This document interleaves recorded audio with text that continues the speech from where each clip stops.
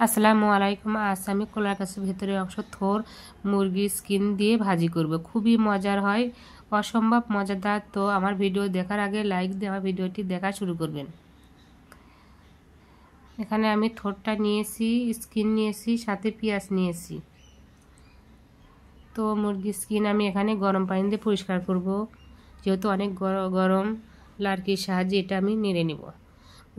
মুরগির স্কিনটা অবশ্যই দেশি মুরগির হতে হবে, তাহলে খেতে ভালো লাগবে। এখানে আমি সাদা মশলা 3-4টা, 2টা কালো এলাচ, লাল মরিচের গুঁড়া, পরিমাণ মতো হলুদ, লবণ, রান্নার তেল দিয়ে গরম মশলা দিয়ে মেখে নিব।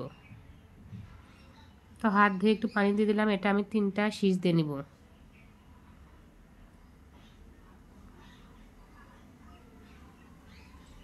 তো এখানে প্যানে তেল দিয়ে দিয়েছি। 4টা পেঁয়াজ কুচি, কাঁচামরিচ কুচি, 1 চামচ ফুল জিরে দিয়ে দিলাম। নরম করে ভাজবো।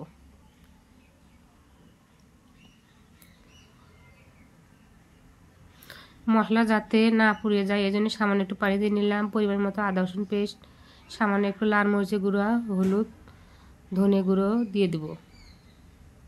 যেহেতু আমার সব মশলাই আমার মুরগির স্কিনে দেওয়া আছে, এই জন্য আমি মশলা একটু কম দিলাম। থোরটা ঢেলে দিলাম, দিয়ে মশলার সাথে ভালোভাবে মিশিয়ে নিব।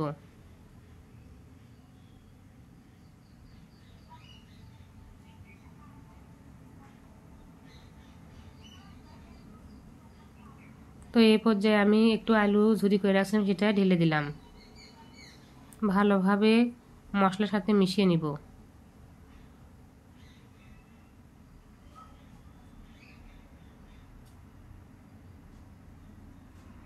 তো ভালোভাবে মেশানো হয়ে গেলে আমি ঢাকনা দিয়ে ঢেকে দিব। ঢাকনাটা খুলে আবারও একটু নাড়িয়ে দিব।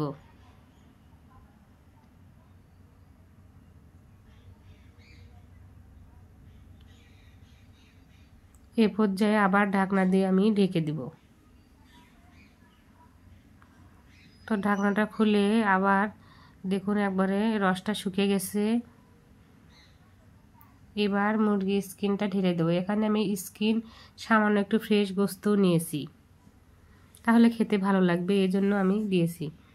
যেহেতু অনেক চর্বি তেল আছে, এটা দিয়ে দিলে এখন এই থোরটা আলুটা কি সুন্দর মাখা মাখা হয়ে যাবে, এই জন্যে এ পর্যায়ে দিয়ে দিলাম। তো ভালোভাবে মিক্সড করে নিব।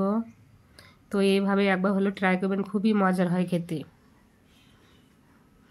আবার একটু হালকা ঢেকে দিলাম, দিয়ে আবারও খুললাম, দিয়ে খুলে আবারও একটু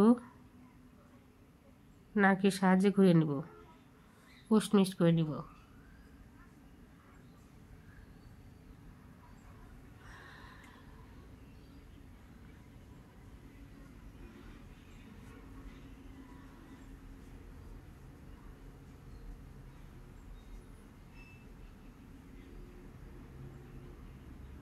একটু বড় সাইজের মুরগি হলে তেলটা অনেক বের হয়ে আসে, থোরটা খুবই সুন্দর হয়। দেখুন অনেকগুলো তেল বের হয়েছে, আমার ভাজিটা প্রায় হয়ে আসছে। তো বড় থেকে ছোট আমার বাসায় সকলেই রান্না পছন্দ করে। আমি মুরগি থাকলে আমি স্কিনটা পরিষ্কার করে এরকম করে রেখে দিই, পরে থোর দিয়ে বিরিয়ানি করি। তো পরিবেশন করলাম। তো আমার রান্না ভালো লাগে থাকলে লাইক দিয়ে কমেন্টে জানাবেন আমার থোর বিরিয়ানিটা কেমন হয়েছে। আর আমার ভিডিও নতুন দেখে থাকলে সাবস্ক্রাইব করবেন। এতক্ষণ আমার ভিডিও দেখার জন্য ধন্যবাদ। খোদা হাফেজ।